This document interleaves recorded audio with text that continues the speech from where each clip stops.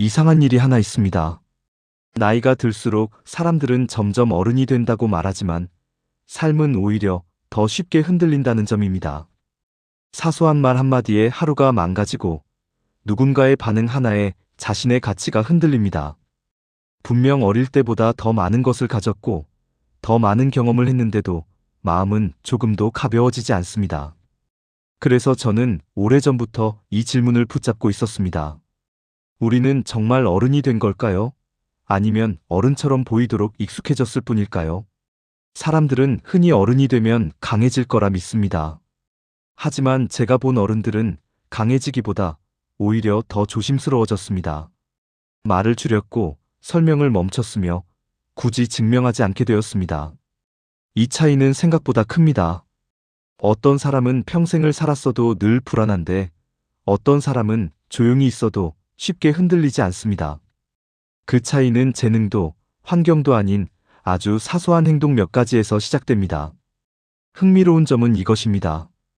품격 있는 어른들은 무언가를 더하지 않습니다. 오히려 어느 순간부터 절대 하지 않게 된 행동들이 있습니다. 감정을 즉시 쏟아내지 않고 자신을 설명하려 애쓰지 않으며 말로 이기려 들지 않습니다. 비교에 시간을 쓰지 않고 욕망을 키우는 일에 흥미를 잃고 혼자 있는 시간을 실패로 해석하지도 않습니다. 이 행동들을 하지 않게 되는 순간 사람의 삶은 눈에 띄게 달라집니다. 갈등은 줄어들고 마음은 덜 소모되며 무너지지 않는 기준이 생깁니다. 그래서 오늘 저는 쇼펜하우어의 시선으로 품격 있는 어른이 절대 하지 않는 6가지 행동에 대해 이야기하려 합니다. 이 이야기는 더 잘 살아보라는 조언이 아닙니다. 그보다는 덜 흔들리는 사람이 되는 방법에 가깝습니다. 혹시 지금 나이는 충분히 어른인데 마음은 여전히 소란스럽다면 이 6가지 중 당신이 아직 놓지 못한 행동이 하나쯤은 있을지도 모릅니다. 이제 첫 번째 이야기부터 천천히 살펴보겠습니다. 감정을 즉시 표출하지 않습니다. 인간은 자신의 감정을 진실이라 착각합니다. 분노하면 그 분노가 옳다고 믿고 서운하면 그 서운함이 곧 판단이 됩니다. 그러나 감정은 진실이 아니라 반응에 불과합니다. 그럼에도 사람들은 그 반응을 붙잡고 말로 내뱉고 행동으로 옮기며 그 순간 스스로를 정당화합니다. 저는 오랫동안 이 모습을 지켜보았습니다. 감정을 즉시 드러내는 사람일수록 자유롭지 못했습니다. 그들은 화가 나서 소리를 높였고 서운해서 관계를 끊었으며 불안해서 설명을 늘어놓았습니다. 그러나 그 모든 행동 뒤에 남은 것은 해소가 아니라 더 큰 피로였습니다. 감정은 불처럼 일어납니다. 하지만 불은 가만히 두면 꺼지고 기름을 부으면 번집니다. 말과 행동은 감정에 부어지는 가장 값싼 기름입니다.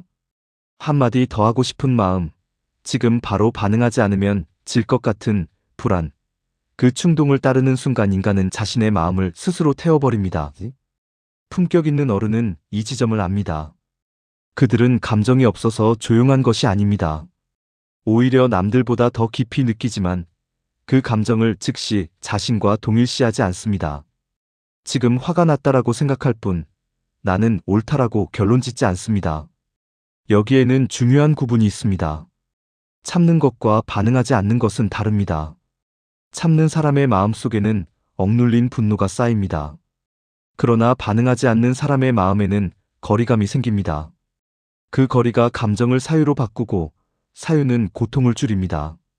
저는 인간의 불행이 외부에서 오기보다 자신의 즉각적인 반응에서 비롯된다고 보았습니다.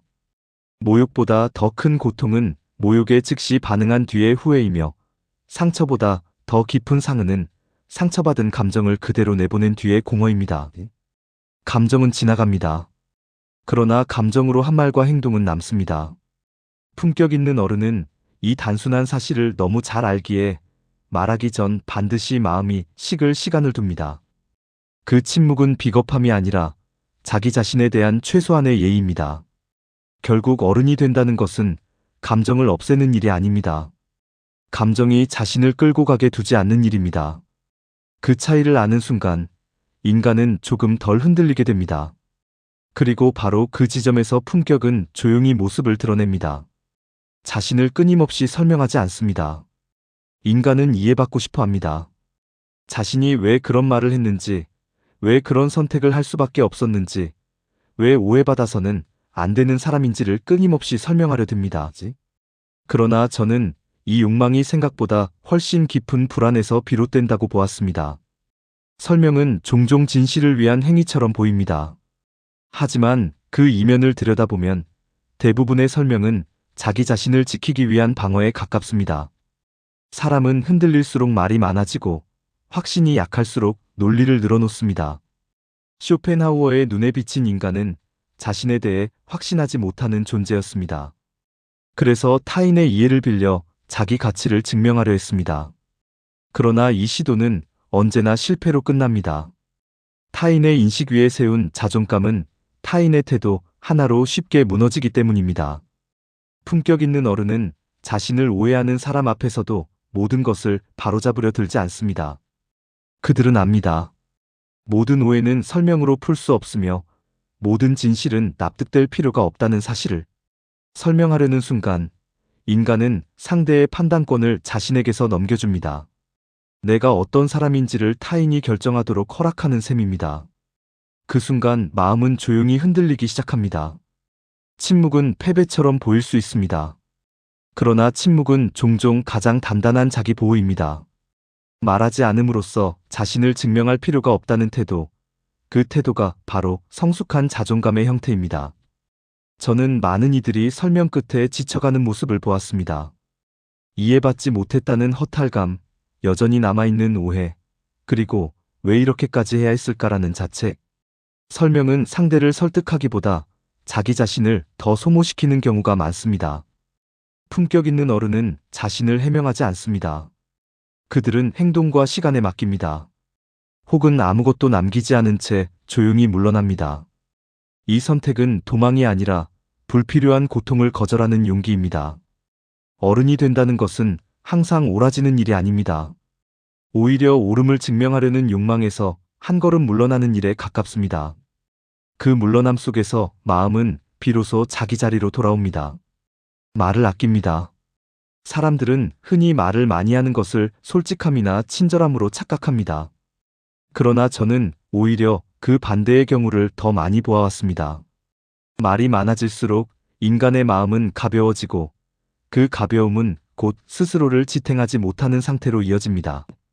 말은 생각보다 많은 에너지를 요구합니다.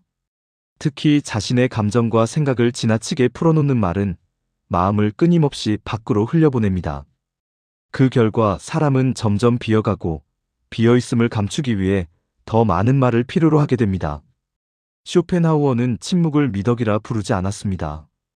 대신 그는 침묵을 고통을 줄이는 기술로 보았습니다. 말하지 않음으로써 불필요한 오해를 피하고 쓸데없는 감정 소모를 막고 무엇보다 자기 자신을 지킬 수 있기 때문입니다. 품격 있는 어른은 말로 자신을 드러내지 않습니다. 그들은 설명하지 않고 설득하려 들지 않으며 이기기 위한 대화를 하지 않습니다. 그 대신 말해야 할 순간과 말하지 않아야 할 순간을 구분합니다. 말이 많아질수록 사람은 점점 자신을 노출시킵니다. 생각의 깊이보다 말의 양이 앞서게 되고 그 틈에서 감정은 쉽게 새어나옵니다. 그 감정은 종종 후회라는 형태로 돌아옵니다. 침묵은 불편합니다. 특히 현대의 인간에게 침묵은 설명해야 할 결핍처럼 느껴집니다. 그러나 침묵은 결핍이 아니라 여백입니다. 그 여백 속에서 생각은 가라앉고 마음은 다시 무게를 회복합니다. 저는 침묵하는 사람들에게서 공통된 안정감을 느꼈습니다. 그들은 조급하지 않았고 대화의 공백을 두려워하지 않았으며 자신의 말이 세상을 바꿀 필요가 없다는 사실을 알고 있었습니다. 그 태도는 말보다 훨씬 많은 것을 전했습니다. 어른이 된다는 것은 많이 말하는 법을 배우는 일이 아닙니다. 오히려 말을 줄여도 괜찮아지는 상태에 가까워집니다. 침묵 속에서도 자기 자신을 잃지 않는 사람, 그 사람이 바로 품격을 가진 어른입니다. 자신을 타인과 비교하지 않습니다. 인간은 타인을 바라보는 순간 자신을 계산하기 시작합니다. 누가 더 앞서 있는지, 누가 더 많이 가졌는지, 누가 더 나은 선택을 했는지. 이 비교는 너무 자연스러워 보여 사람들은 그것이 자신을 해친다는 사실조차 인식하지 못합니다. 그러나 비교는 외부의 기준을 마음 안으로 끌어들이는 행위입니다. 그 순간부터 인간은 자신의 삶을 스스로의 리듬이 아니라 타인의 속도로 살아가게 됩니다. 이것이야말로 가장 조용하면서도 확실한 자기 파괴입니다. 쇼펜하우어는 행복이 불가능한 이유 중 하나로 인간의 비교 본능을 지적했습니다. 비교는 만족을 허락하지 않습니다.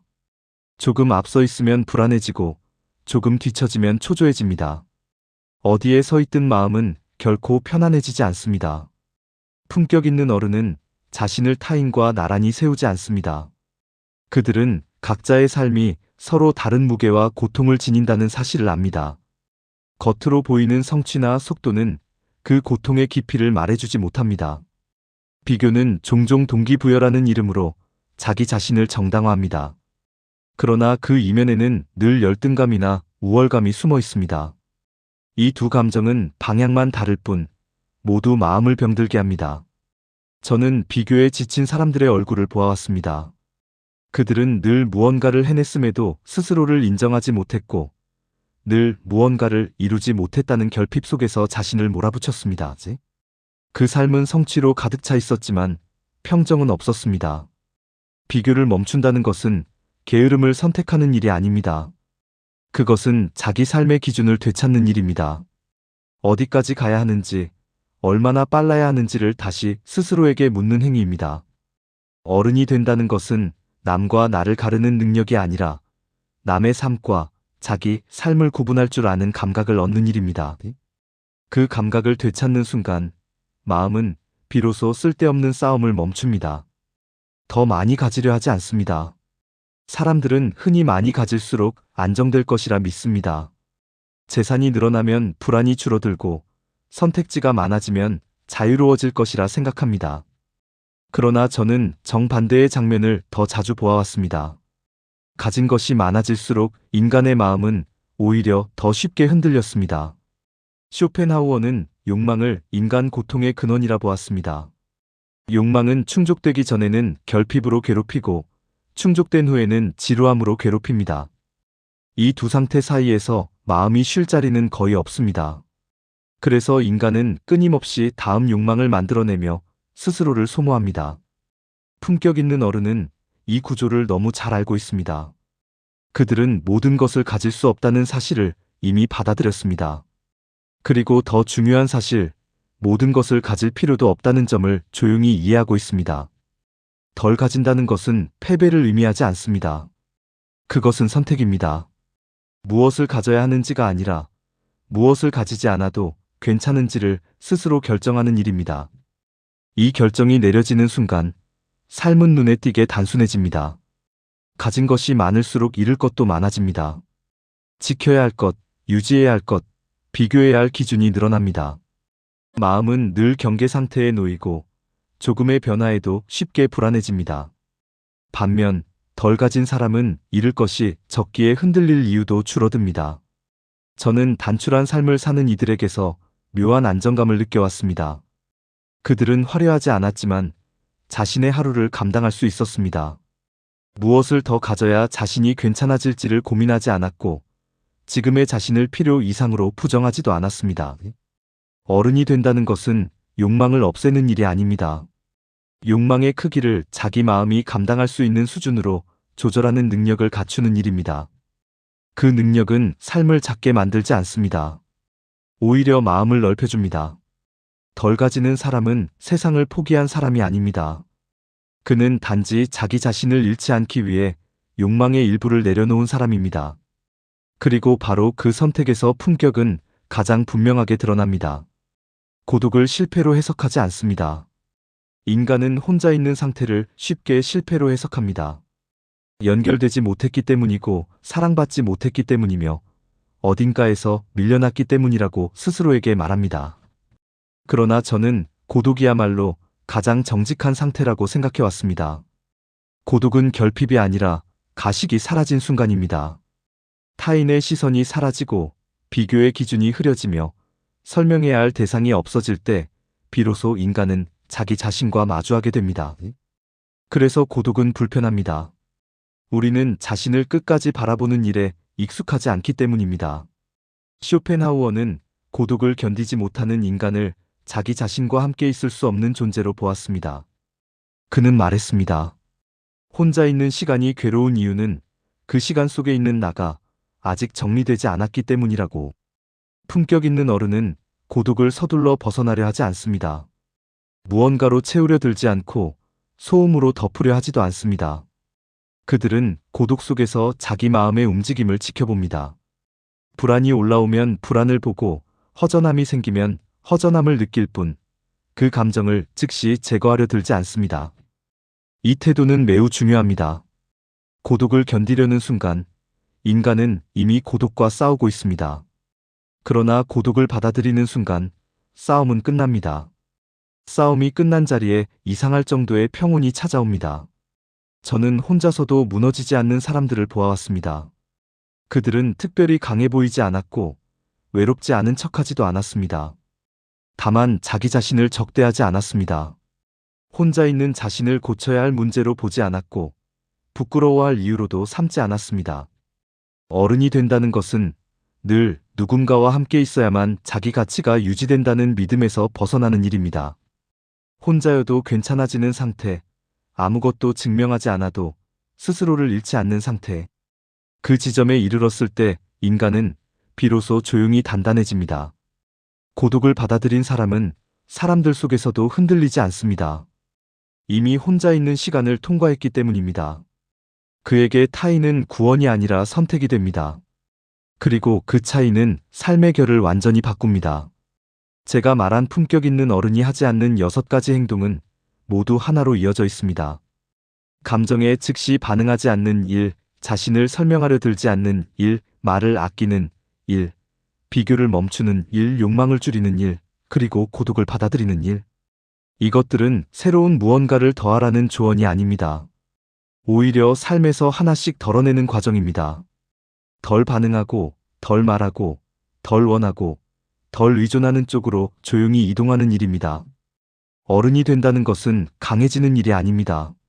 세상을 이기는 법을 배우는 것도 아닙니다. 다만 스스로를 소모시키는 방식에서 한 걸음 물러나는 일입니다. 그 물러남 속에서 마음은 더 이상 불필요한 고통을 만들지 않습니다. 품격은 드러내는 것이 아닙니다. 그것은 소리 없이 생활 속에서 나타납니다. 말하지 않아도 괜찮아지고 설명하지 않아도 흔들리지 않으며 혼자 있어도 자기 자신을 잃지 않을 때, 그때 사람은 조용히 멀어질 줄 알고 조용히 지킬 줄 알며 조용히 살아갈 줄 아는 어른이 됩니다. 그리고 저는 그 조용함이야말로 인간이 도달할 수 있는 가장 현실적인 평정이라고 믿어왔습니다. 내용이 마음에 드셨다면 좋아요와 구독 부탁드립니다. 여러분의 구독과 좋아요는 저에게 큰 힘이 된답니다. 오늘도 행복한 하루 되십시오.